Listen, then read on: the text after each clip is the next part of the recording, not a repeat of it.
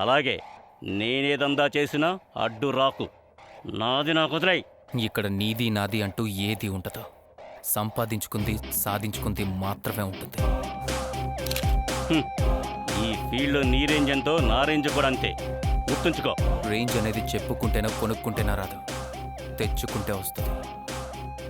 నాకు ఒక రేంజ్ ఉందని చెప్పుకోవడానికి కూడా ఒక రేంజ్ ఉండాలి. సరే, నీతో నాకు గొడవ ఎందుకు? నాకు వచ్చిన దాంట్లో నీకు 30%, నాకు 70%. ఓకేనా?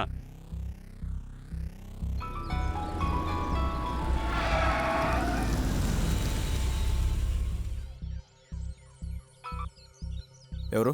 నేను నివితని. నివిత? అర్జున్, చెప్పు నివిత.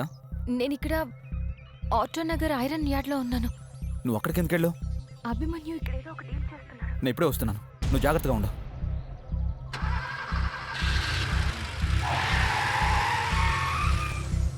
నాలుగు ముక్కలు విసురుతున్నాడు కదా అని పులి ఒకడి కింద కుక్కలా మారిపోతే ప్రతి ఊర కుక్కకి పులి అలుసైపోద్ది.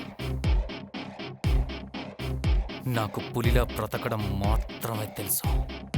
మాట్లాడే ముందు జాగ్రత్తగా మాట్లాడే మన్యు, చచ్చిపోతావు. అభిమన్యుని తక్కువగా అంచనా వేసే ఆలోచన నీ మైండ్లోంచి బయటికి రాకపోతే చూడు గజా, ఆ నెక్స్ట్ మినిట్ నీ ప్రాణం బాడీలోంచి బయటకు వస్తుంది. చిన్నప్పుడు మా తాత రోజుకో కథ చెప్పేవాడు. కథ క్లైమాక్స్లో మాత్రం కామన్గా ఒక మాట చెప్పేవాడు. అదేంటంటే, చంపాలని డిసైడ్ అయిన వాడికి చంపాలని కసితో పాటు చచ్చే దమ్ముంటాలని. ఈ గజాన్ని తక్కువ అంచనా వేస్తున్నావు. బురదలో పడుకునే పంది ఎంత బలిసినా దేవుడు ముందు నన్నంతవదు.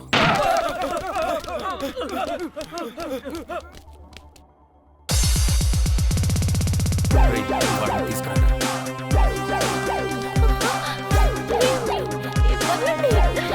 ఎవరు మీరు?